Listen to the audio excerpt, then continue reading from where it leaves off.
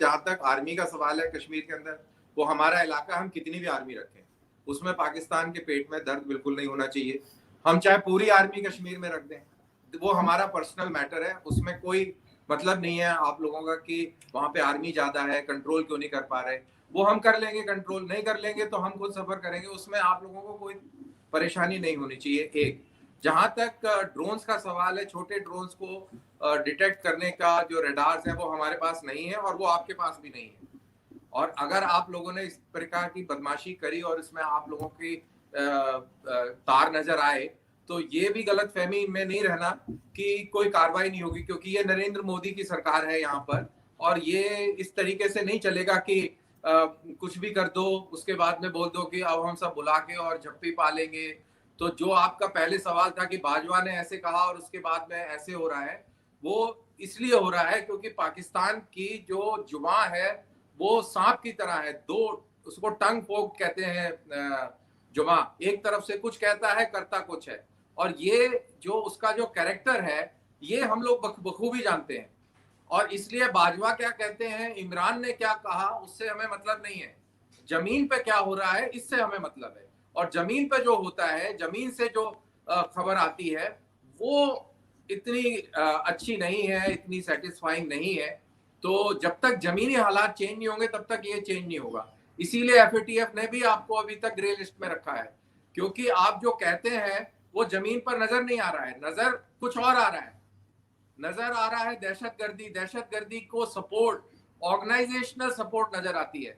ये सबको नजर आती है, कोई अंधे नहीं है, सिर्फ पाकिस्तान को नजर नहीं आती है और पाकिस्तान उसको छुपाने की कोशिश कर रहा है।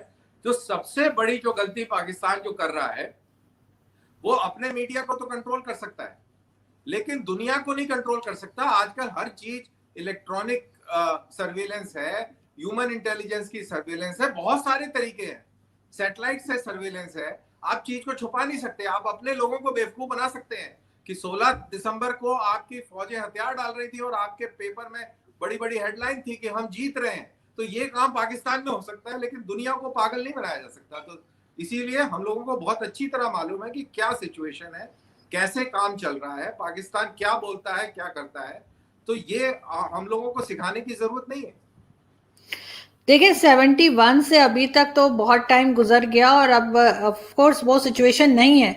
किसी बात को ना तो छुपाया जा सकता है, ना ही उस तरह के कोई झूठ बोले जा सकते हैं, इससे मैं आपसे बिल्कुल एग्री करती हूँ। लेकिन स्टिल पाकिस्तान जिस सिचुएशन में अभी है, आपके ख्याल से जो हर तरफ से घिरा हुआ है, चाहे वो एफएटीएफ हो या पूरी दुनिया जिस तरह से बात कर रही होती है, तो उसमें से पाकिस्तान को अब अपना सॉफ्ट इमेज क्रिएट करना है। वो उसके बजाय इस तरह की छोटी छोटी चीजें कि कोई छोटे ड्रोन भेज दिए बच्चों जैसे, या इस तरह की हरकतें क्यों करेगा, ये चीज मैं आपसे समझना चाह रही हूँ कि सिर्फ इसलिए कि पाकिस्तान है, आप ऐसे कह के नहीं निकल सकते कि जी पाकिस्तान इसलिए ऐसा हो रहा है। जबकि बाजवा साहब ने कहा भी है कि जी हम पिछली सारी बातें जो है वो छोड़कर आगे बढ़ना चाहते हैं, तो आगे बढ़ने के लिए दोबारा उसी गलती को हम रिपीट तो नहीं करेंगे। देखिए, पाकिस्तान की फितरत रही है खुदकुशी करने की। पाकिस्तान ने 1965 में ऑफ जिब्राल्टर शुरू करके और जो पिटाई खाई पंजाब और राजस्थान के बॉर्डर पर, वो एक खुदकुशी थी। हजारों की तादाद में पैटर्न टैंक हो दिए। अभी कोई भी ऐसा शहर नहीं मिलेगा हिंदुस्तान के अंदर, जम्मू से लेके और नीचे जोधपुर तक, जहां पर चौराहे का नाम पैटर्न चौराहा ना हो और उसके ऊपर पाकिस्तानी पैटर्न टैंक आपको मिलेगा, उल्टा झंडा लगा हुआ होगा उसके ऊपर। ये आपको पूरे इलाके में आपको एक पैटर्न चौक जरूर मिल जाएगा। उसके बाद आपने 71 में जैसे बांग्लादेशियों के साथ दुर्व्यवहार किया और उसके बाद अपना मुल्क ही खो दिया आपने, वो भी एक खुदकुशी थी। और अब लेटेस्ट आप देखिए, कारगिल के अंदर मुशर्रफ साहब ने सोचा कि वो पता नहीं कितनी बड़ी ताकत बन गए हैं और वो पता नहीं क्या कर देंगे। वो कारगिल में घुस गए, अपने कितने सारे फौजी मरवा दिए, बेइज्जती करवा दी पूरी दुनिया के अंदर। तो ये खुदकुशी करने का जो है ये फितरत है, ये शौक है, और वो इसलिए है, ये भी मैं क्लियर कर दूं कि वो क्यों है। आप 21वीं सदी में रह रहे हैं लेकिन आपकी जितनी भी सोच है वो 6वीं और 7वीं शताब्दी में फंसी हुई है।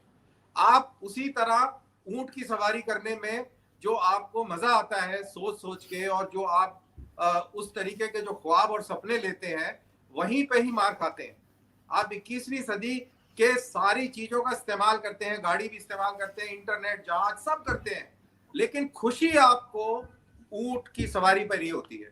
तो जब तक वो ऊंट की सवारी नहीं छोड़ेंगे, जब तक आप 7वीं सदी से निकल के 21वीं सदी में नहीं आएंगे, जब तक आप ये नहीं समझेंगे कि दुनिया कहाँ चल रही है, हम कहाँ खड़े हैं, हमारी सोच क्या है, जब जब जब तक आपके जो मौलवी लोग हैं सोफे जलाना बंद नहीं करेंगे, जब तक वो एक सबको इंक्लूसिव करने वाली बातें नहीं करेंगे, जब तक आपका माइंडसेट चेंज नहीं होगा, जब तक आप अरेबिया के रेगिस्तान से निकलकर और पाकिस्तान में नहीं आएंगे, आप बिल्कुल हकीकत में नहीं आएंगे, तब तक ये मूर्खता पूर्ण काम आप करते रहेंगे, करते रहे हैं, आगे भी करेंगे।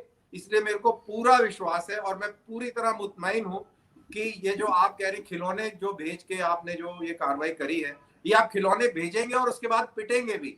ऐसा नहीं है कि अभी पिटाई नहीं होगी, ये पिटाई होगी, क्योंकि इमरान खान ने बोल दिया है कि भाई ये नरेंद्र मोदी के आने से गड़बड़ हुआ है, तो नरेंद्र मोदी के आने से गड़बड़ और होगी, क्योंकि आपके हिसाब से काम नहीं चलेगा कि आपने खिलौने भेज दिए और हम खिलौने देख के खुश हो गए, तो ऐसे नहीं चलेगा। इसमें पाकिस्तान का फायदा क्या है? चलिए अगर मैं फॉर एग्जांपल आपकी बात मान जाऊंगी, ठीक है पाकिस्तान कर रहा है, लेकिन इससे पाकिस्तान को क्या मिलेगा आपके ख्याल से? कुछ नहीं, क्योंकि पहले ही एफएटीएफ में है और नई मुसीबत हो जाएगी। अरे मैं वही तो आपको बता रहा था, इतनी कहानी सुनाई, आपने बंगाली मारे, आपको क्या फायदा हुआ? आप कारगिल में आए, आपको क्या फायदा हुआ? नहीं बताइए मेरे को, आपको क्या फायदा हुआ? आपने मुंबई पे हमला किया, आपको क्या फायदा हुआ? आपने हाफिज सईद और लश्कर तौयबा के वो लकवी पाले हुए हैं, आपको क्या फायदा हो रहा है? क्या आपकी इकोनॉमी बढ़ रही है? कुछ नहीं हो रहा। लेकिन आप वहां पे बैठ के बड़ी बड़ी बातें करते हैं कि देखो जी हमारे लड़कों ने ये कर दिया, वो कर दिया, और जो जंगें हारते हैं वो फौजी तो कुछ कर नहीं सकते, तो वो दूसरे के कंधे पे ऐसे काम करा के और अपनी छाती को चौड़ा करके देखते हैं। और वैसे अदरवाइज वो मीट बेचने चले गए, पता नहीं कहाँ, वो खबर आ रही थी कि अभी पाकिस्तान फौज मीट बेचने जा रही है। तो जो फौज मीट बेच रही है उसको इस चीज में बड़ा सुकून मिलता है कि देखो हमारे लड़के जाके ये करे आए, क्योंकि खुद तो मीट बेच रहे हैं। तो ये प्रॉब्लम है, इसीलिए ये कार्रवाइयां चलती रहेंगी। एफएटीएफ में ग्रे में हो कि चाहे ब्लैक में हो, इससे इनको कोई फर्क नहीं पड़ रहा है। इनके कारोबार चल रहे हैं, फर्स्ट क्लास चल रहे हैं, और एफएटीएफ में जिसको फर्क पड़ रहा है वो पड़ता रहे। अगर पड़ ही रहा होता इतना ज्यादा फर्क, तो अभी तक आपने आतंकवादियों को कंट्रोल कर लिया होता। देखिए 71 में जो हुआ वो तो अब जो नई जनरेशन है उनको पता लग गया है और मान भी गए हैं। कारगिल ब्लंडर था पाकिस्तान की तरफ से, ये भी बहुत से लोग कहते हैं और मानते भी हैं। लेकिन अब लास्ट में मैं बस आपसे पूछना चाहूंगी कि इसका आप क्या समझते हैं, सॉल्यूशन क्या है, क्या हल निकाला जाए इसका कि ये सब कार्रवाइयां रुकें? ये कार्रवाइयां ऐसे नहीं रुकेंगी, इसका एक बहुत जबरदस्त इलाज करना पड़ेगा। जैसे कार्रवाइयां हमने ईस्ट के अंदर रोकी बांग्लादेश बनाकर, ऐसे ही कुछ तगड़ा काम करना पड़ेगा, तब जाके ये चीज जो है काबू में आएगी। अदरवाइज ये बातों से काबू में नहीं आएगी, क्योंकि बातों की तो खासियत ये है हमारी कि हम पूरी दुनिया को गाना गाते रहे कि ओसामा बिन लादेन हमारे यहाँ नहीं है, फिर वो हमारे यहाँ निकल गया। और जब मुशर्रफ से पूछा कि भाई ये कोयटा शोरा है, तालिबान को आप सपोर्ट करें, नहीं हमारे यहाँ तो कोई कोयटा शोरा है ही नहीं, शूरा है ही नहीं, और बाद में फिर वो मान गए। तो एज अ नेशन क्रेडिबिलिटी बहुत कम है, बोलते कुछ है और फिर मुकर जाते हैं, छुपाते हैं, प्रोपेगेंडा करते हो, जब चारों तरफ से फंस जाते हैं तो फिर बेशर्मों की तरह कबूल भी कर लेते हैं। तो ये प्रॉब्लम है। ये जो आइडिया ऑफ पाकिस्तान है, ये जो सोच है, इसको तोड़ना बहुत जरूरी है। जब तक ये सोच नहीं टूटेगी तब तक इस पूरे खित्ते में अमनो अमान नहीं आएगा।